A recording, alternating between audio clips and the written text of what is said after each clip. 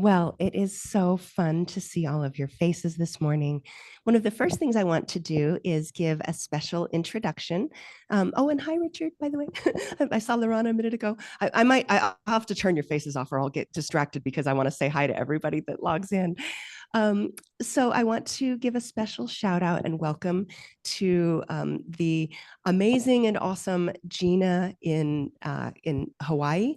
She is our moderator today. And Gina especially gets a note of gratitude because I met her. She was moderating one of my classes at the Association for Professional Genealogy courses, their conference a couple of years ago. And she reached out to me knowing that this book launch was coming. And she said, "Do you need any help? Is there anything I can do for you?" And I didn't think of anything at the time.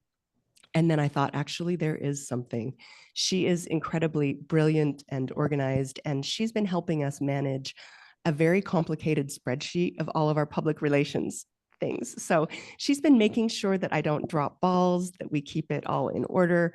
And it's just been a delight, and did this just because she cares and because she's wonderful. So do you want to say hi, Gina? Hi, Gina. Oh, no, you wanted me to say hi. I'm sorry. Aloha, this is Gina. You'll hear my voice later.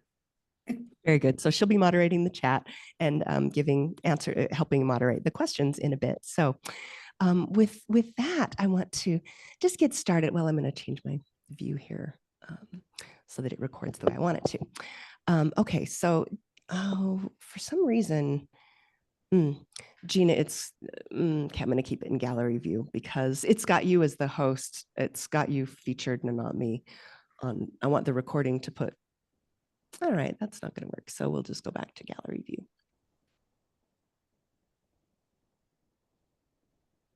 Sometimes the technology does not do what we want it to do. So anyway, welcome everybody. I see even some new people that just came in. Cheryl, hi. You can put it on speaker view and then you and Heidi will be seen. I did. Carrie, it's one of the weirdest things. I put it on speaker view, but I think because Gina joined first, for some reason, it's picking different people as the speaker and not me. I don't know why. Maybe mute yourself, Carrie. Now it's got you as the speaker on my view. And whatever I'm seeing on my screen is what will come up on the recording. So I'm just going to keep it as gallery view, and we'll call that good enough. And when we do the slides anyway, that it'll be small. So anyway, well, welcome. I don't want to spend any more time on introductions other than I'm so excited to see each of you because you are some of the most wonderful and supportive people of our book and the work that we do here at Evalogue.Life. And I'm long overdue in a special talk and some special goodies for you. I thought that we would do this talk via Zoom much earlier, but because things got so crazy with our media in a good way, I didn't dare schedule anything because we kept getting inquiries to do live TV broadcasts. Even last week was the 80th anniversary of the end of VE Day, which ended war in Europe. And Heidi and I went down and did an in-studio live broadcast on Good Day, Utah. So another TV, we spoke to a 100-year-old book club last week. So even now, 6 months, 7 months after the initial launch, we're still doing media events, but we're starting to taper off now, and we'll be back in the fall. As a sneak preview, I will say that the publisher is currently reviewing the proposal for book 2 of her life. So we'll see how that goes, but they're excited to take a look. So we'll talk more about all of that later. But now I want to share my screen and talk about the book. And I will talk for about 20-25 minutes. And then after that, we will have Q&A, and that will be a chance especially to ask Heidi questions about the book, about her life, about the process, anything you want to ask her. She is here for you. Okay, share. All right, so here we are. So my second slide I lead this. This is some of the amazing public relations that we've had on Morning Edition and All Things Considered and front page of the local newspaper and TV, and the CBN News broadcast was seen by over 1 million people worldwide, and then I think 30,000 views on YouTube, and just was amazing. But I have to say, when I first start with any project, and this is the same with Heidi's, I have what I call a dream killing conversation. And it goes something like this. Your story is so important for you and your family and the people in your immediate circle. It will have a ripple effect that you probably can't even imagine right now. But also know it's likely not going to be published. It's, people in the outside world, it's very difficult to get a personal story published and seen and out there. So that's not why we do this work. And I had that conversation with Heidi. We thought it might just be I thought it might just be a quick little family history story. We would take a few months on it and it would be done. And then I got into it and realized this one is truly special. And she is special, and it has broad application. People are interested in World War II. And so we decided to do it right. It's a good thing I didn't know what I was getting into. And in a way, I guess I did, because I said, I'm not qualified to do a World War II story. This is not my wheelhouse typically. And that's why it took us 5 years, 5 wonderful years of working together to do all of the history. And we'll talk more about that in a minute. And then here we are after the dream killing conversation. We had all of this amazing publicity, and Heidi at the age of 89 being willing to go down and be on live television, living her best life. Pretty amazing journey we have been on. So here's Heidi. This is the couch where I sat when we were indoors. I would sit here and Heidi would sit across from me as we would capture her oral history. You will see in the book how much of an animal lover she is. She's always had many animals, dogs, cats. And in book 2, you'll get to meet the peacocks and the bobcat and the lynx and the horses and a whole menagerie of animals in her farmhouse in Huntsville. This to me is a happy place, that couch where I got to sit. So as I said, I went down the rabbit hole of history of World War II. I did not start out in any way an expert on the subject, and still couldn't consider myself an expert, but I do know I've read about anything I could get my hands on of the period. And this picture is the Alexanderplatz neighborhood where Heidi grew up. This was her stomping grounds, and you will see the S-Bahn, the trains above ground.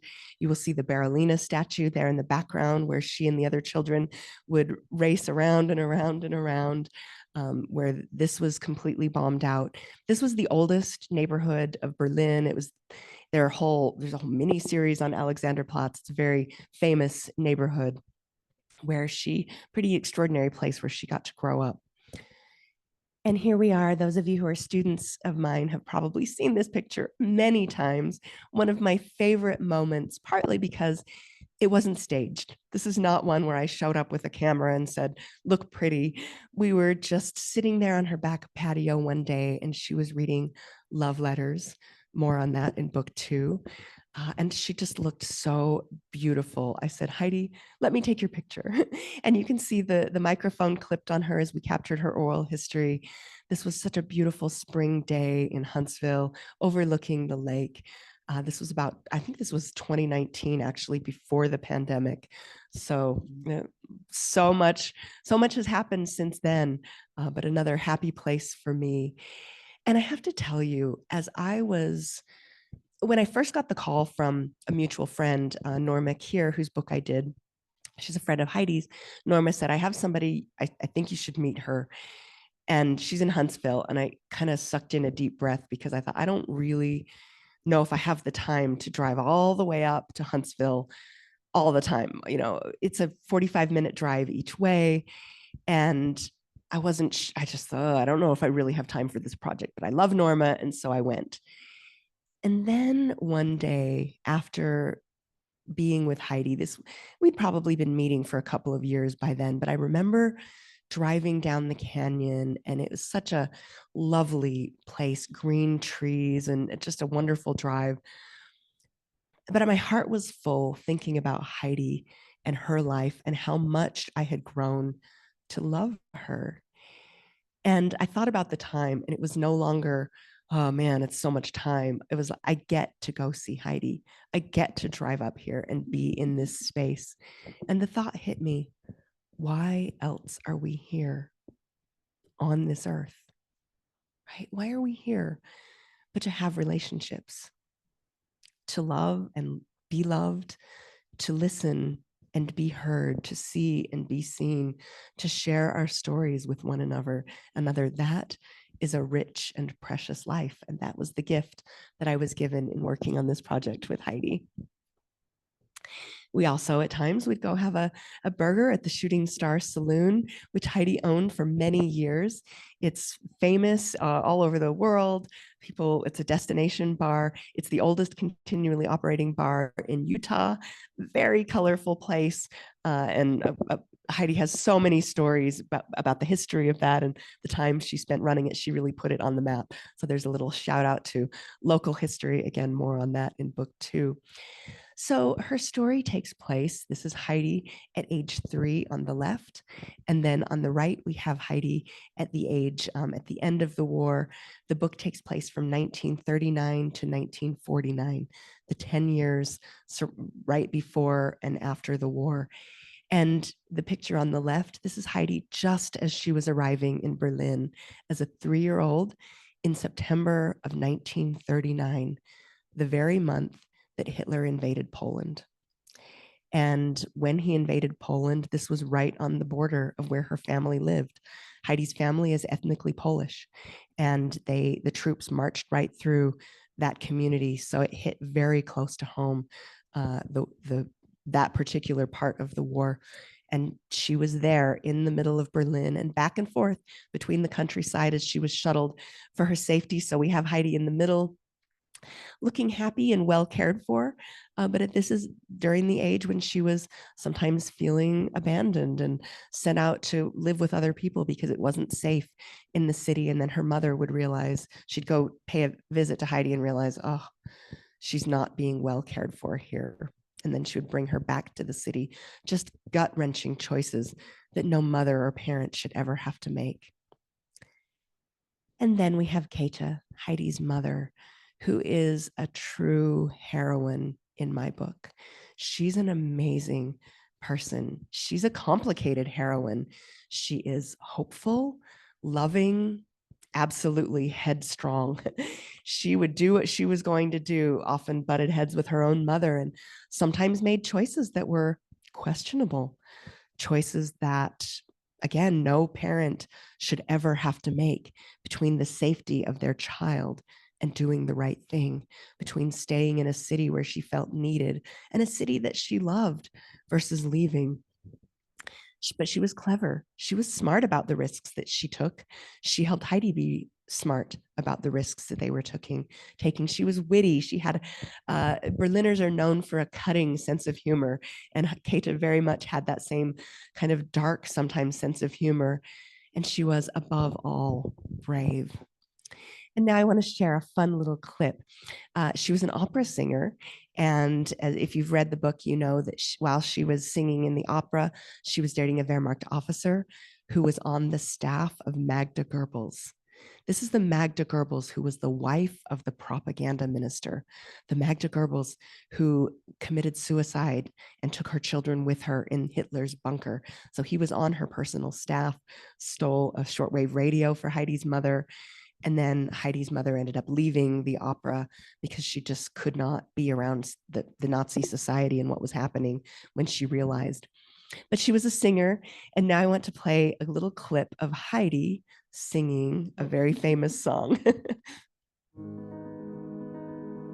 We'll explain it more in a second.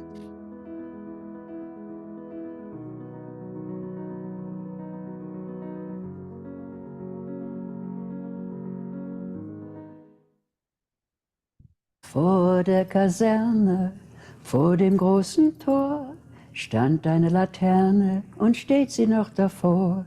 Und sollen die Leute uns wiedersehen, wenn wir bei der Laterne stehen, wie einst Lili Marlene, wie einst Lili Marlene. That's the only verse that I remember. And I don't sing very well anymore either. You have a beautiful voice. Yeah. That was the classic World War II song Yeah, all over the world, yeah. in Germany and Oh, yeah, America. yeah. Lili Marlene. That was one of the songs that she would sing. Literally, they would sing for their supper. And it's such a fascinating song because it was popular in both German and in English on both sides of the war, and one of the main songs in Heidi's mother's repertoire, even though it was banned by the propaganda minister, Joseph Goebbels. So here, what was Heidi's childhood like growing up in the rubble in the middle of war? This picture is not of Heidi, but it sure could be. It's the children making games and making fun in the middle of war. You know, they were basically feral. These children were out in the city having Heidi and her older pack of buddies. They had run of the city while the mothers were standing in endless ration lines. The fathers were all away fighting, many of them killed. So it was a city of women and children and foreign workers, and the children just doing what they were going to do in the rubble, looking for any treasures or food or anything they could. And I have a particular story, and I want to share a note about writing. We often get asked in writing, so how do you bring a scene to life? What's the right amount of detail? And sometimes we think that the more specific a detail, the maybe more unrelatable it would be, but it turns out that the opposite is true. When we include specific details, even weird details, they become memorable and it brings the story to life, and we can put ourselves in the shoes of the character. And so here is a story of a specific memorable detail. When Heidi was, this was in the fall of, I believe this is fall of 1944, right before the end of the war. She and her friends went out to play one day, and they would go check out what had happened after the bombings the previous night. And there was a huge crater in the front of what Heidi calls an old folks' home. And in this crater, they must not have known it because it was basically in the street, had been paved over, was a burial ground, so like a cemetery underneath the street. And they saw the bones, like old bones under the street. So the boys jump in and they're pulling out all these bones. And Heidi doesn't remember playing with any of the skulls, but she remembers, oh, I've got a finger bone and I've got a femur. And they would sort the bones in categories. And one note about being a child in Berlin is that they were always hungry. They didn't have a lot of anything, whether it was shoes or clothes or food. But one thing that was never in short supply was gunpowder. The boys could also always pilfer a little gunpowder off of the dead airmen who fell from the sky, or out of the shrapnel that would come out of the bomb casings. So they could always get a little gunpowder. And Heidi remembers them making a fuse, so pouring the gunpowder down on the road and then putting the gunpowder in the mouth of the skulls, lighting it and blowing the skulls up. Talk about a macabre, sort of horrifying detail, but that's what it's like. That's what it's like when war and death are normalized around you. Heidi saw death throughout her childhood in a way that no child should ever have to see. One of the difficult questions that comes up a lot is, so Heidi was growing up, her mother was in Berlin.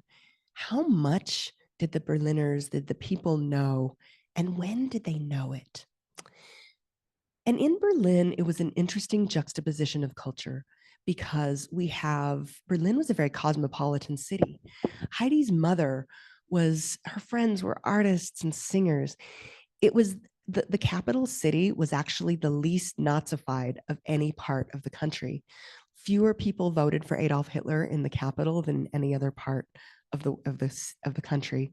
And Heidi's friends and family, they were among that. They would make fun of Adolf Hitler behind closed doors, when quietly. And she was deeply troubled by what she saw around her. They saw the Romanis being hauled away out of the building that they lived in. She had Jewish friends. She learned that her own position in the opera was made available because all of the Jewish singers had been kicked out. What a terrible thing to think that you'd been given this amazing opportunity of your dreams and then to learn that you got it because someone else was kicked out. She had a very difficult time reconciling this city that she loved with what she saw going on around her. You know, at the end of the war, it was said, people often would say, oh, we didn't know about the concentration camps. And others would say, what rubbish. Were you blind? Of course we had to see. We knew that when people were hauled away and never heard from again, it wasn't good, right? Even if you didn't know exactly what was going on, it wasn't good. One of the things that kept people from really seeing, because there were rumors everywhere. I mean, they called it mouth radio in Berlin. The rumors were always flying about what was happening. So the rumors about the concentration camps started to filter out, but people couldn't believe it. Today, it's been called an imagination gap because people heard it, but they couldn't imagine that what they were hearing could actually be true. Not our government. We're a country, we're Germans. We're a country of law and order. We are law-abiding people. We wouldn't murder our own people. Certainly, this can't be true. The imagination gap. And that may have implications for our day as well, right? I'll let you think about that on your own. I won't tell you what to believe about that, but it was certainly one of the more chilling pieces of commentary that I learned about the war. And here we have Heidi at the end of the war in a city. So this is a story about the price of war for the country that started it. The people, many of them didn't want this. They didn't want to go to war. It was said that when Hitler first invaded Poland, Hitler thought that people would just be gung-ho behind him. And it was almost as though the city, that you could just see people's faces go white because they remembered all too well what World War I was like. They didn't want war. They didn't want their boys and their husbands to go. Some did. Some, of course, absolutely were involved in the party line. They believed everything. They wanted it. They were anti-Semitic. There were people that just wanted all of it. But this was the cost. This was the city that Heidi was living in when she was 9 years old, alone in a bombed out apartment with the windows blown out, watching the city burn and not knowing the fate of her mother. So the question is, what is the story about, right? I know what it's about to me. That's the theme to me, is the cost of war for women and children and the people who started, not maybe they personally didn't start it, but the country who started it. But in the end, it's up to you. In a story, it's my personal belief that the reader gets to decide what it means. We've done some of these talks in libraries and other places, and once in a while someone will ask, so what do you think about politics today? And I'm like, we're not going to answer that. That's for you to decide. If I had a conversation with a friend of mine who's a writer, and he said, we're talking about theme, and although I have my own ideas about the theme, he said, if you're too heavy-handed with it, then it's no longer a story. That's propaganda. So in the end, it's up to you to decide what it means to you. Mm-hmm. So that really is the end of the formal part of our talk. Well, okay, I guess I have a couple more slides. This is Heidi outside the war. This is after. One of the beautiful things about this story is that she was a child, and children are resilient. Children can go through terrible things and come out with their light and their hope intact and have a beautiful life in the end. And it's one of the things that made it possible for us to go through the difficult parts of the story. We had many times when Heidi and I were both in tears reliving her story. It was very difficult for her to talk about. But this is Heidi in the prime of her life here in America with her horses and her Saint Bernard that she named Bari after the dog who lived across the street. If you've read the book, you remember the dog who would go out to fetch the day's rolls. So she had a beautiful life here in America. And so it is possible to come out the other side. And you may want to ask Heidi her philosophy about that and how she has such a radiant spirit after going through so much. And I want to end with something I talk about a lot. And that is, I believe that when you tell your story, it changes the ending. I believe each of us have a story, and it's important for each of us to tell what we've learned in this life, to leave something for future generations or for the people around us that lift them up and help them through their difficult times. And in Heidi's story, you know, we look at the world today and it is troubling. It's many things that we find very troubling about the world today. But this was the one thing that was within our locus of control, right? One thing that we could do to add inspiration and light and hopefully maybe give a few people pause before we just get behind leaders who may want to drag us into things that we don't agree with. So I hope that you also will take the time to capture the oral history and the stories in your family. And with that, we are going to, oh, nope, I have one more quick little note. Many of you, I think most of you already have the book, but here's a fun little clip about if you haven't bought the book, we'll put the link in the chat. You can get it. You will get your book plate stickers in the mail. Those will be coming out in the next week. And Heidi has a little note about how much the book costs. So here's a video. And I said, and how much is the book? And I said, well, the signature is $20. The book is free. So, and that's just how it's going to be. You wait and see. Yeah. Heidi's always had a fabulous sense of humor and very quick-witted. That was one of the things that made her so lively and fun when she was in the bar business. Those two videos, by the way, were filmed here in this space. There's some couches on the other side of the building. We filmed those on the day of our very first TV interview. KUTV came, no, is that KUTV? One of the Utah TV stations came here and filmed us in that space the very first week that we started doing media. So that was, now we have a little bookend. That was starting our media tour. And now today is kind of the conclusion of the big part of our media tour with friends and people that are dear to us. So we would love now to open it up for questions, and Gina will help us moderate those questions. All right. Aloha again. This is Gina. And as Rhonda said, I am your moderator for this portion of the event. First of all, I would like to thank Heidi and Rhonda for that wonderful presentation. And you all have been in Zoom for the last 5-6 years, so you know how to use the react button. So I'd like a virtual round of applause, some hearts, some smiles, some tears if you've read the book. Just give them your love and your feelings through the emojis there in chat or Zoom. Okay. All right. I'm seeing lots of hearts. I'm seeing claps. So Ron and Heidi, that goes out to you too. It's love for you. All Heidi, right. so much. And your granddaughter put, the little hearts in the eyes there in the chat. Wonderful. So I'd also like to thank, obviously, you, the audience, right? Continue to put your comments and your questions in the chat. And we know what Zoom means. I will try my best to field and provide those comments to Heidi and Rhonda. But if we run out of time, I know Rhonda will take care of you and hook you up around the end and get it to you. In the chat, we have put the link to the book. So if you haven't gotten a copy, please get a copy. If you want more copies, get more copies. Like Heidi said, pay for the signature, right? Awesome. And then Rhonda kind of threw it out there, but I'm going to slow down for a second.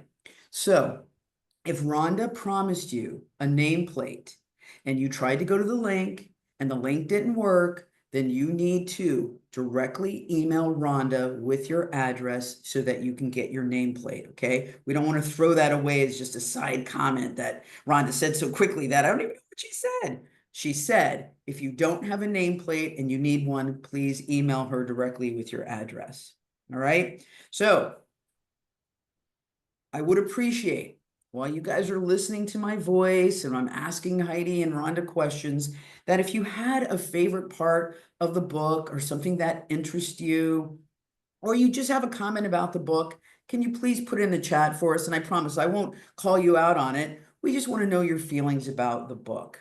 All right. So And without you're also further, welcome, oh, Gina, they're also welcome to, flag us with your hands, raise your hands. You can ask questions verbally as well. oh, okay. All right. Okay. You can raise your hand, flag your hand, and I will be quiet, but I'm going to say over when I'm done so that I don't talk over you if you do come off of mute. Okay. Does that make it difficult for you, Gina, if they raise their hands and say it verbally? Never. I am happy with whatever the group wants. This is their experience and their event. So I will do whatever we need to do. All right. So without further ado, let's ask the first question. Heidi, I know this is a long drawn out question, but can you give us maybe, let's say, top 3, top 5 things that happened to you after the war? Some after war experiences that you had over? I don't know if I understand. Okay, so tell us some of the highlights of your life after the war, some things that happened in your life. You might mention coming to America. Yes, that's one of them. So hold the mic to your mouth. So how did you come to America? I flew. Boy, your arms were tired, right? But where did you what was your trip? Where did you stop in between, or was it a direct flight to somewhere and then you stayed someplace and then you came here? Kind of what was that experience like? Over? First of all, I met an American. I married him, and then he's the one that brought me over here. But he came there to Germany. We got married, but he had to get back to America.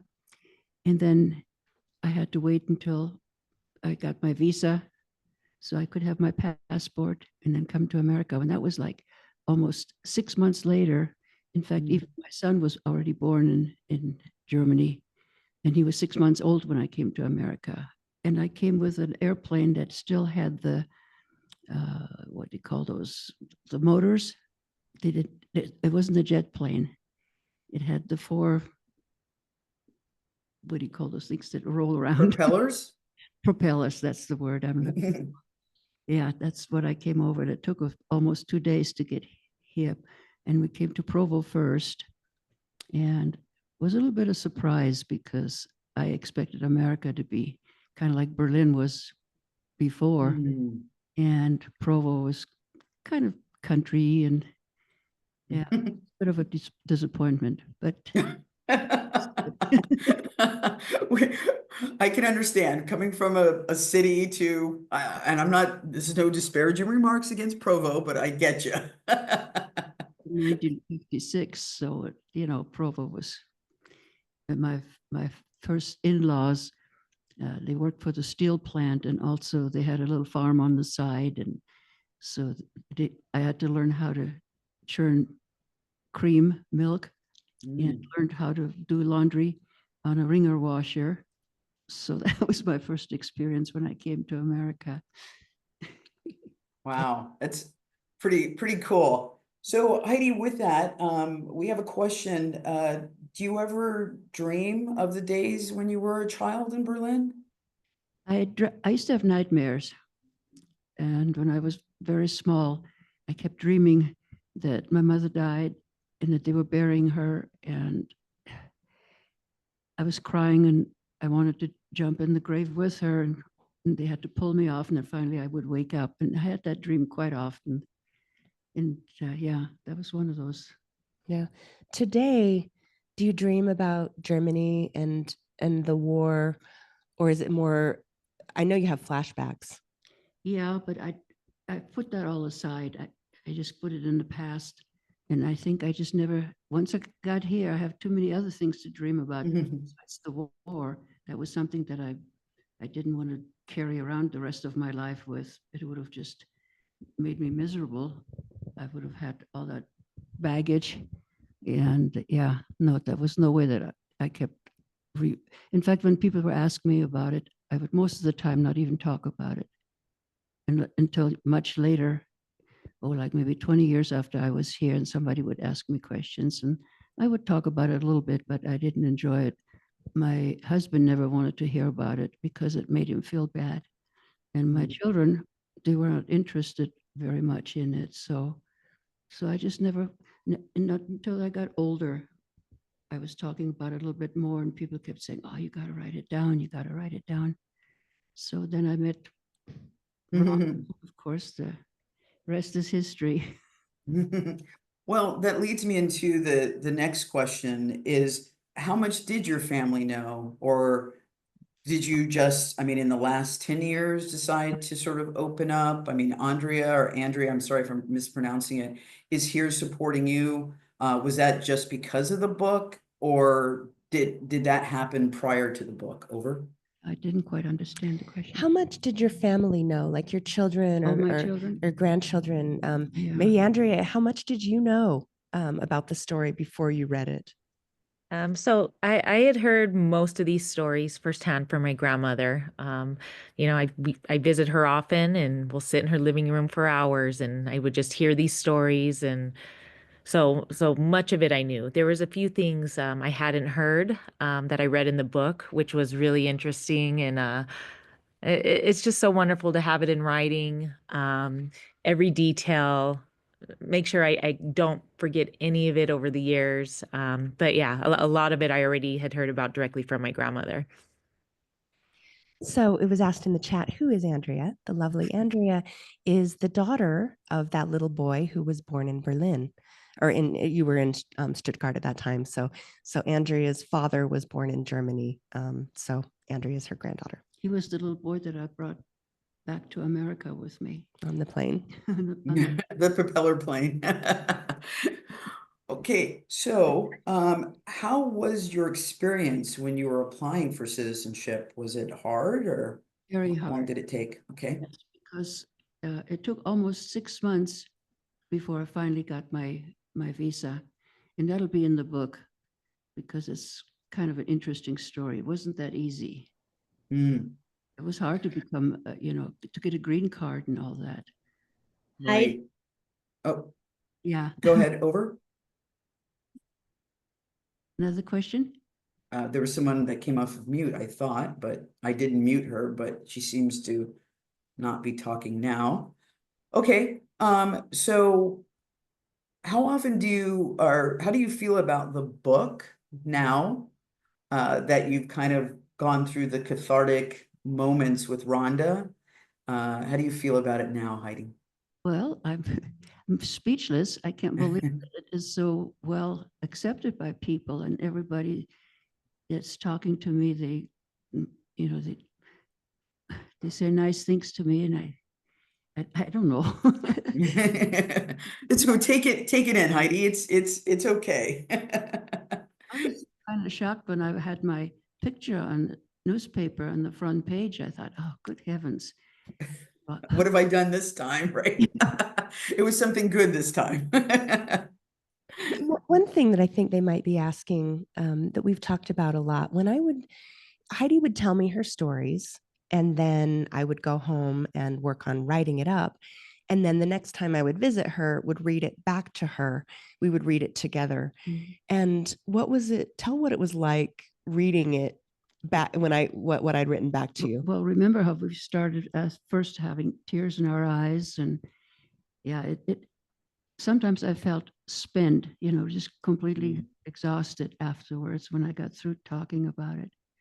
Remember Yeah. how we Oh, did that? absolutely. We were emotional as we read it. And Yeah. sometimes you would talk about how well I'd captured it, or, did I Mhm. get it right or not right? Mhm.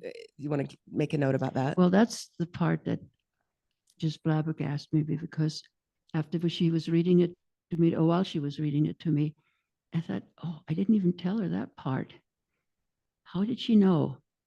So I'm wondering sometimes if there's such a thing as spirits, and if my mother somehow was guiding her, because how did she put the feeling out? And that's why I would be so emotional, because I was reliving it again when she was reading it back to me. And that's what made it so hard.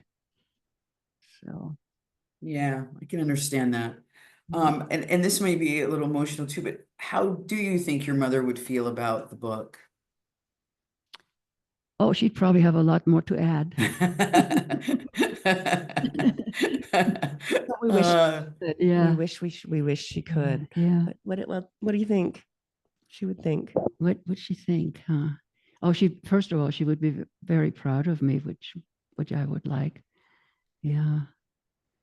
Yeah, that's about all. Well, we'll take that one off this one, Heidi. You can think about that one. So what do you think, maybe your biggest takeaway as a strength that you learned as a child that you now carried forward through your life that maybe you didn't even know you were carrying with you, but it was there with you? Well, since I was the only child, I didn't have anybody to talk to, so I spent a lot of time lying in my bed and thinking about things, trying to figure things out. I could never ask anybody. My mother was either working or she was not home. I was home, or I was with strangers. So I spent a lot of time by myself. And I would spend hours thinking about what do I do? Oh, one of the things is when it was really, really horrible and scary, I would think, I'm just going to live with it, deal with it. And in a year from now, I'm going to think back and I won't even remember.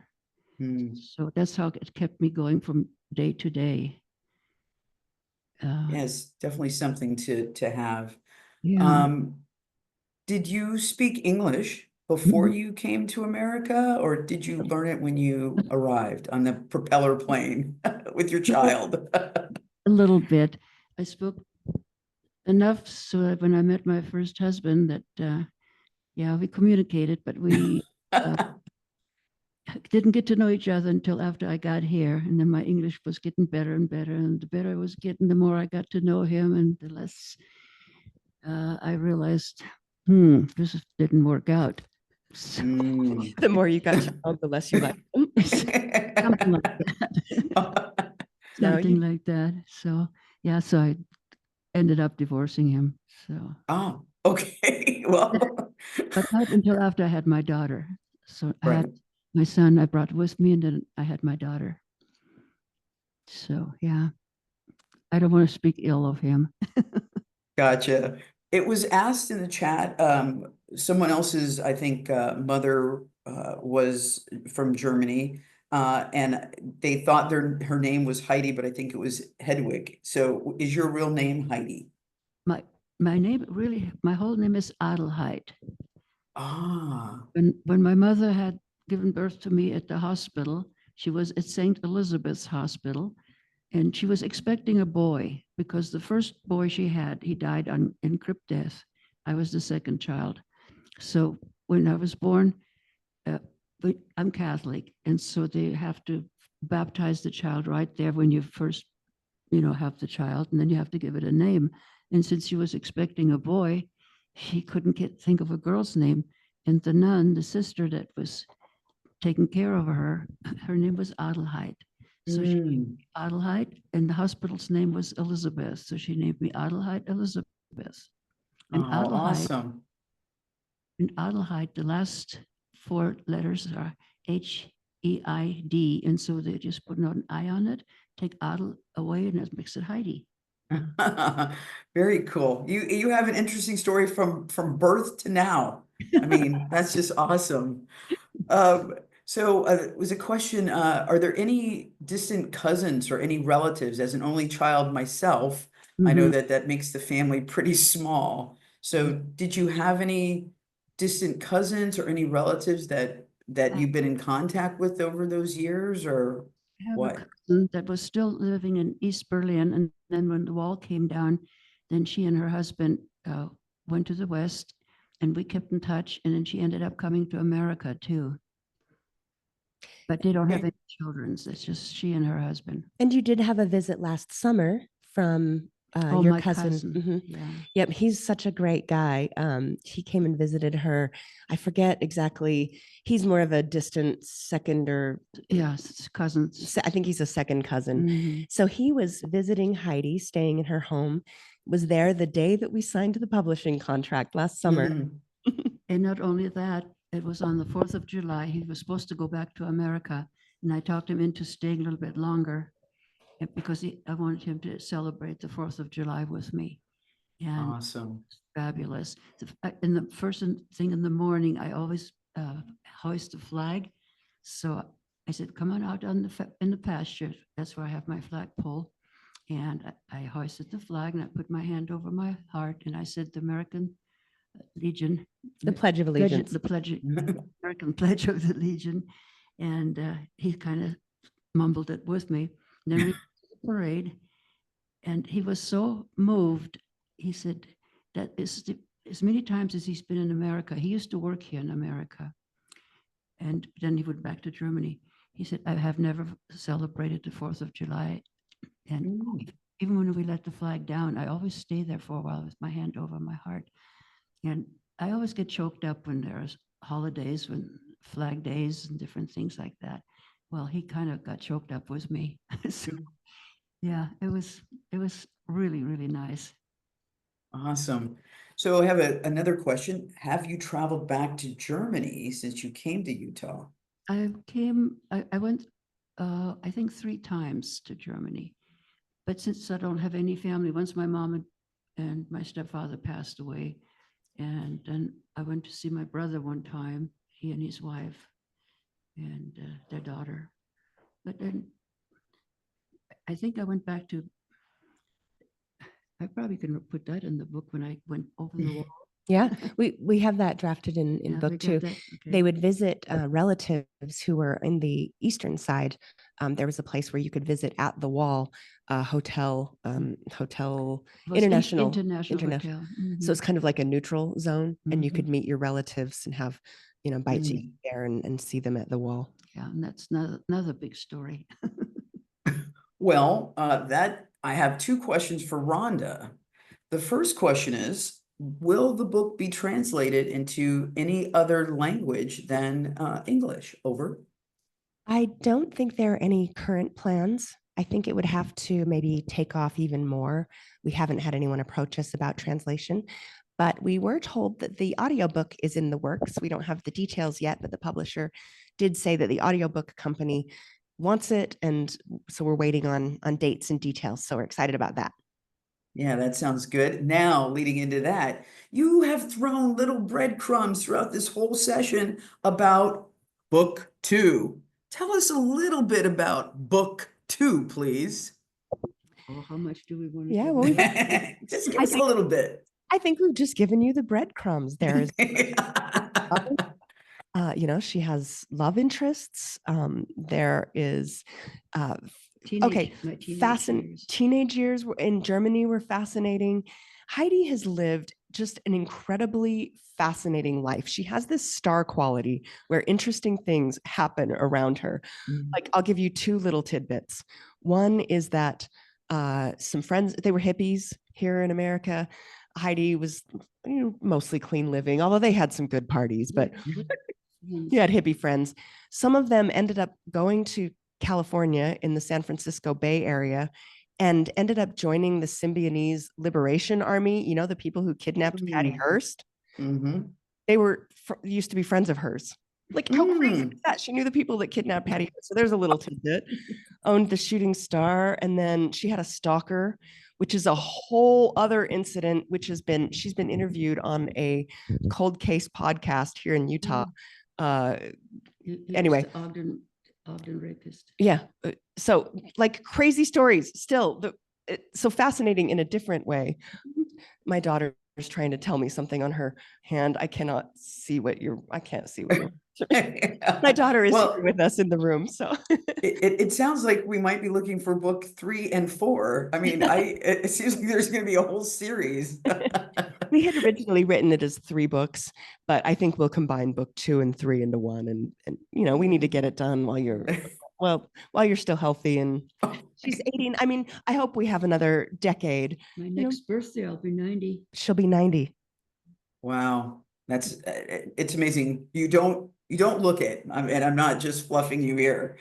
Okay, so Heidi, she drives. She's completely independent. Oh yeah, she looks completely independent. They expect of me now, and I keep telling them I can't do all these things. I can't say all these things. That's why I have Just do the talking for me. And Heidi, can you do me a favor? Move the mic a little closer to your mouth. I forget that. There you go. I have really great ears, but I'm not quite sure the rest of our group does. So I just want to make sure they hear every word you have to say.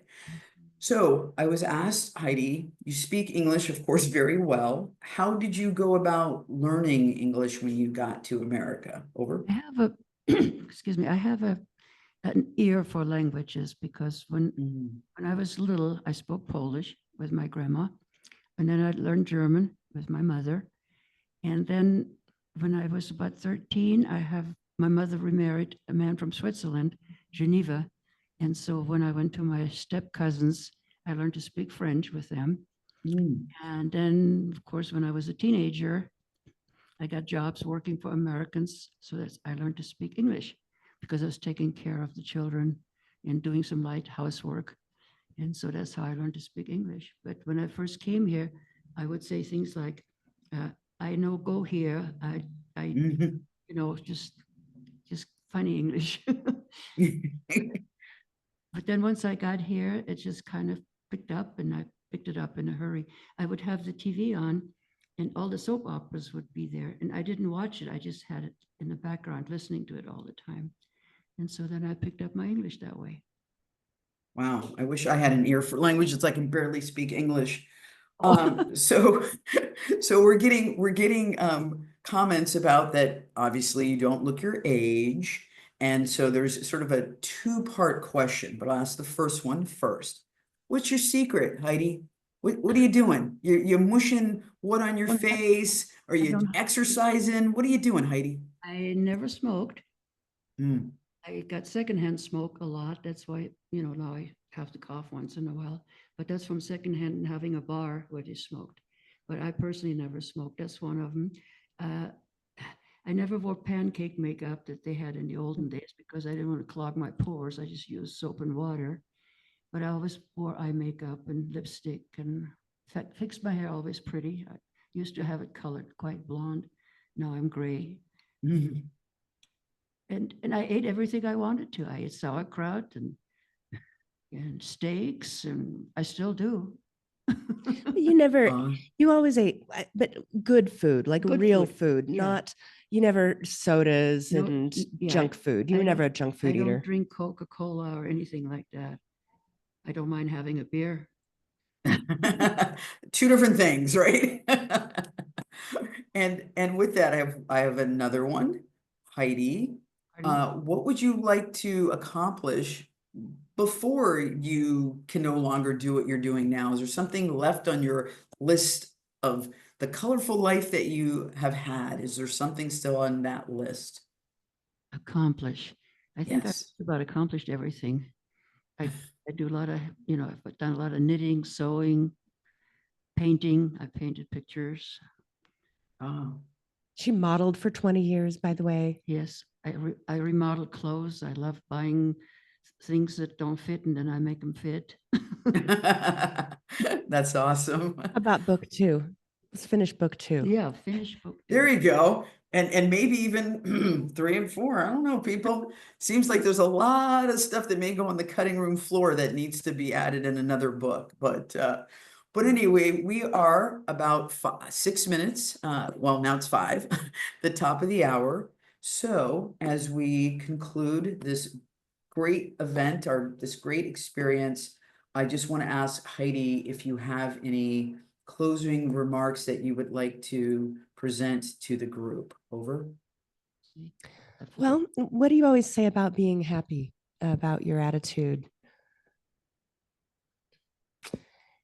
Eat life. Oh, yeah. She has a phrase that I have a phrase. See, this is the one thing that I do is I forget. I lose my train of thought. So my age is catching up with me. But one of the things that I always say, eat life. Don't let life eat you. Ah, very good. Everyone should write that one down. Just going forward, I'm just telling you, look at Heidi, look how she looks, and we all can look that way if we just eat life and don't let it eat us. Okay? Awesome. I'm gonna give a clap, clap, clap. Give me some emojis and emotions on that one, guys, because that was a good one. I mean, I know you guys paid to get here, but that was awesome. I mean, that was worth, the price of the book and Heidi's signature. Okay. All right. So, and Rhonda, what Well, about you? I just want to thank everybody for so much encouragement and support, and for buying the book early on and leaving reviews and just being so wonderful to us through the process. It makes more difference than you probably know. Everyone just, it's hard. It was hard work, and it was a lot of energy and time. And so that support was really what kept us going. And so this is such a wonderful bookend. This one just is dear to me, being with you. So thank you so much. And thank you for buying my book. Or your signature, one or the other. So Rhonda, we do have a couple more minutes, and I just want to ask, I know we recorded the session, but what are you doing with the recording? Over? So two things. I will put the recording in that little course player. So I made a little course for this so that I could put the replay, the slides, and then a few extra goodies about doing oral history and some extra things for people. So that will be there in the course player. And I think I'm actually going to put this on YouTube and let you share it if you want. I partly put a $3 price point here so that this conversation would be more intimate. I didn't want any random weirdos to show up. This is Just paid I wanted it ones. to be, I just paid invited ones. So just wanted this to be more of a conversation with us. But I think I will allow, if you would like to share the replay, a Zoom or a YouTube link that you can share it with others if you would like to. So make that a little Okay. easy. Well, I would like to say thank you again to Heidi and to Rhonda and to all of you who took the time out of your busy day, evening, morning to attend this, not just an event, but an experience. So this is Gina waving. All right. Thanks so much. I really appreciate you being here on a Saturday. We'll see you all soon. Expect an email from me with the replay information. All right. Over and out.